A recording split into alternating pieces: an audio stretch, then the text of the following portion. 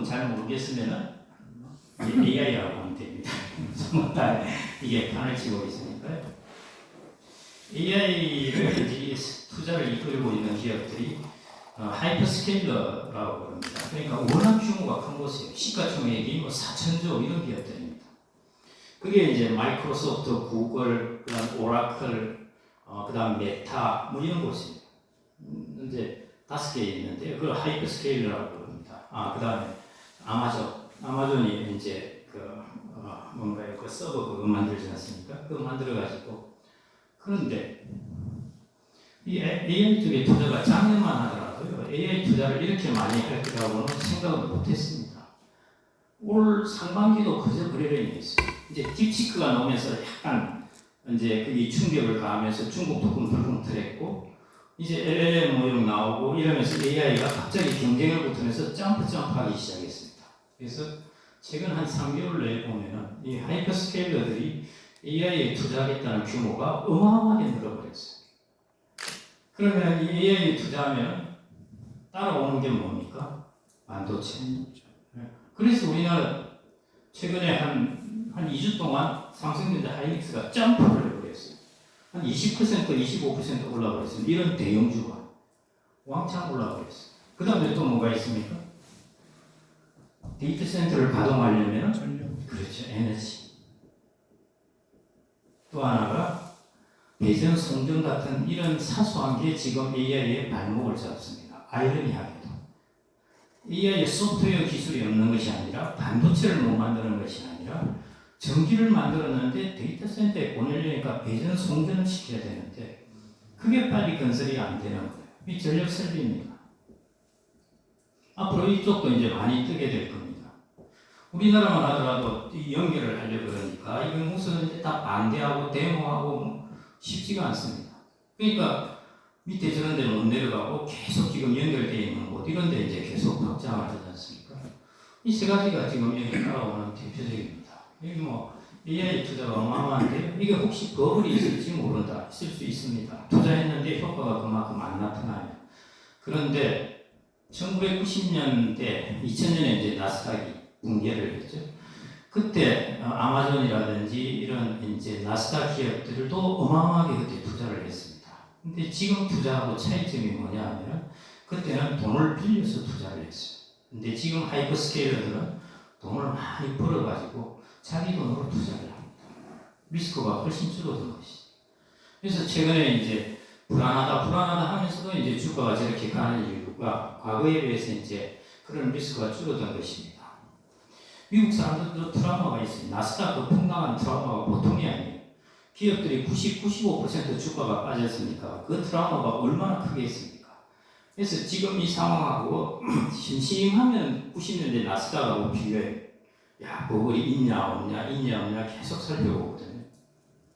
이런 것들이 이제 이 컴퍼니 산업에서 이제 이루어지는 것이고요. 그다음에 이제 우리나라의 그 산업하고도 관련되어 있고 지금 제가 아까 우리나라 경제는 큰 판을 보셔야 된다고 그랬잖아요. 그 큰 판 중에 하나가 이거입니다. 이게 최근 3개월 동안 변해버렸어요. 우리나라의 운빨입니다. 이번 정부의 운빨이에요. 이건 자기가 잘해서 되는 것이 아니라 그냥 하는데도 수출이 잘 되는 거예요. 이전에 문재인 정부도 운빨이거든요. 반도체가 그때도 엄청 좋았습니다. 그 다음에 이제 두 번째 나온 것이 미중 패권 전쟁입니다. 이거는 이제 잘 아실 텐데요. 이것은 불확실이라고 해야 되지 이게 우리나라 경제를 안 좋게 한다고 말할 수는 없습니다. 불확실하다는 것은 좋을 수도 있고 안 좋을 수도 있다는 것입니다. 우리 반도체만 하더라도 많은 혜택을 받았죠. 만일 중국에 기술을 이전한다든지 수출을 하는 것이라든지 이런 것들을 중국이 외부에 수출하는 것을 미국이 견제하지 않았다면 중국의 디램 기술을 많이 따라왔습니다. 그 바이든 정부 때부터 규제를 했지 않습니까? 그래서 우리나라 반도체가 이제 살아나게 되었고요. 지금도 마찬가지입니다. 이게 미중 패권 전쟁이 우리한테 플러스이죠. 또 하나 플러스 되는 거 대표적인 게 조선. 여기서 엄청나게 플러스 되고요. 배터리도 마찬가지입니다. 우리가 하이테크를 하고 있는 것이에요. 배터리, 그 다음에 반도체 이런 거 같은 하이테크를 하는데 미국은 미중 패권 전쟁의 본질은 하이테크 산업이에요. 다른 산업 그거는 뭐 농업이라든지 이런 것은 협상의 문제고요. 결코 이제 양보하지 못하는 것은 하이테크 산업입니다. 그 하이테크 산업에서 이제 우리가 기여 있는 것입니다. 또 하나 기여 있는 나라가 대만이에요. 그래서 미중 패권 전쟁에 가장 민감하게 영향을 받을 두 나라는 대만과 한국입니다. 왜냐? 지정학적 위치, 그 다음에 가지고 있는 하이테크놀로지 두 개가 다 민감하게 작용을 할 수밖에 없습니다. 그래서 우리나라 민감하게 반응을 해요. 여기에서 움직이는 것에 따라서요. 그래서 이게 당장 안 끝납니다. 미중 패권 전쟁은.